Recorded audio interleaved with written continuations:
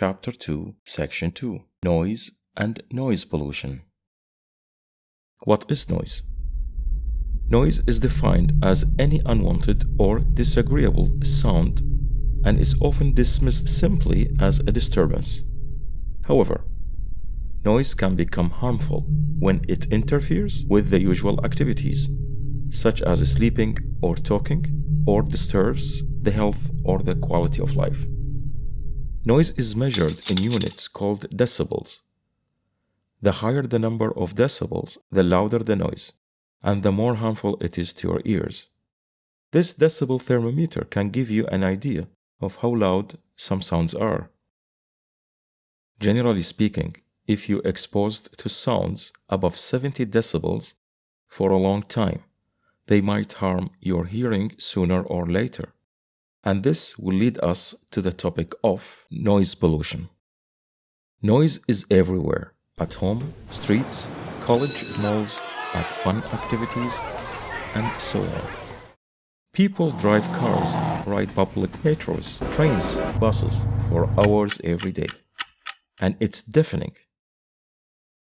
Some noise can reach potentially damaging levels. Hearing experts agree that continued exposure to noise above 85 decibel will eventually harm your hearing. Therefore, according to the Environmental Protection Agency, the best way to protect your hearing is to limit noise levels to 70 decibels. If you can avoid noise that is too loud, you should. But if you have to be around loud noises, you should wear hearing protectors.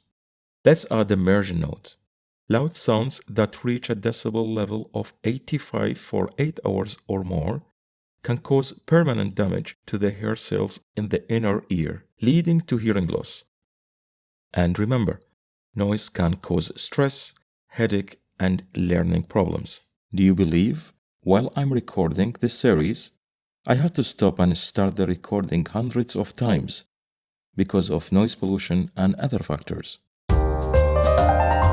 Hearing protectors. What are hearing protectors and how many types are there? Before going into the subject, I would like to repeat this crucial point.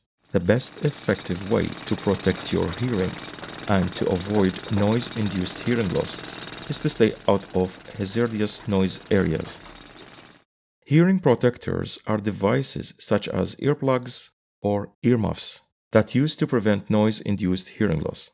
These devices reduce the noise energy entering and causing harm to the inner ear and are required to be used by people exposed to noise levels at 85 decibels or above. In general, there are two basic categories of hearing protectors: earmuffs and earplugs. Earmuffs are worn over the ears and typically consist of two ear cups and a headband. These ear cups are usually made of sound-absorbing material such as foam or plastic. The ear cup completely encloses the outer ear and seals against the side of the head with a cushion. The second type is the earplugs, are inserted into the ear canals.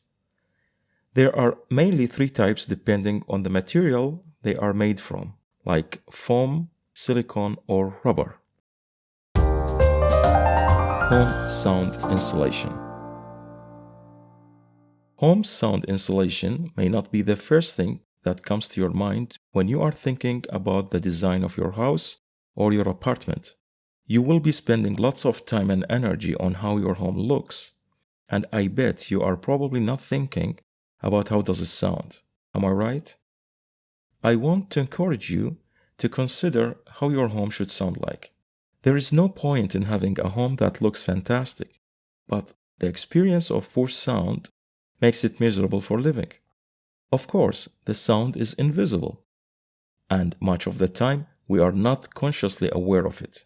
However, the sound waves are real and produced by compressing and decompressing the air particles. We have discussed this topic in the first chapter. By now, you should have a better understanding of how sound waves travel. In this subsection, I'll keep talking about sounds originating from both outside and inside your home. and looking at some ideas that will contribute to good home sound insulation, or at least at your home office. Then we will continue to how you can enrich your experience of sound in your home. Some of these are a bit amusing and wacky, but it's all ideas that you might find interesting to work into your home design with simple home materials. Remember, soundproofing consists of two main points: sound isolation and echo treatment. If you cover 50 to 60% of the area, it will treat the echo. And if you cover 90 to 100% of the space, then it will also isolate the sound. Noise generated inside your home. First, let's think about the sources of noise inside your home. Appliances in the kitchen and laundry. Water pumps can be very noisy. Bathrooms, showering, flashing, the water from the tap, etc. People and pets, for both kids and adults. Playing time and quiet time don't mix.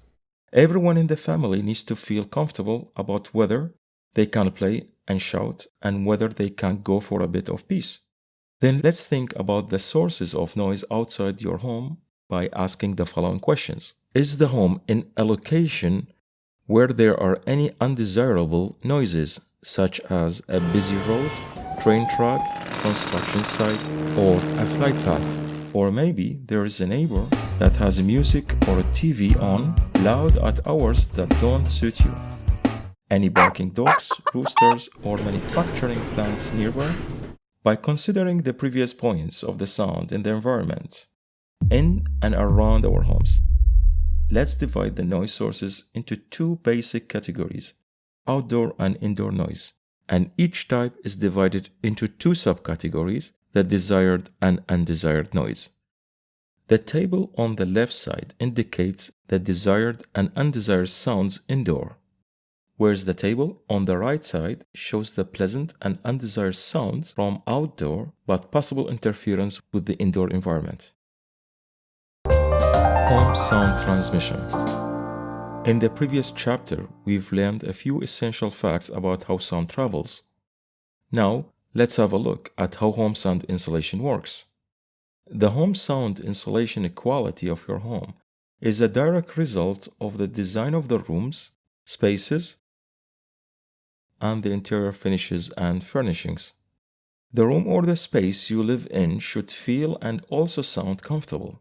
Most home sound insulation products work by using a combination of reflection, dissipation, and absorption. We need to consider the following.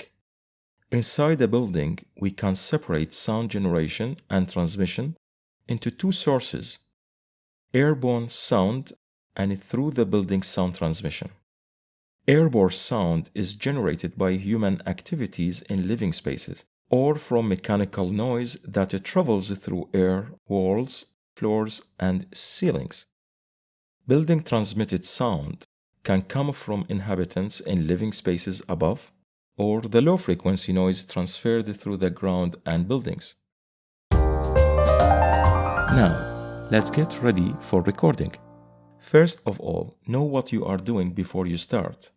Also remember, there is no magical program nor plug-in that makes the sound quality excellent or perfect.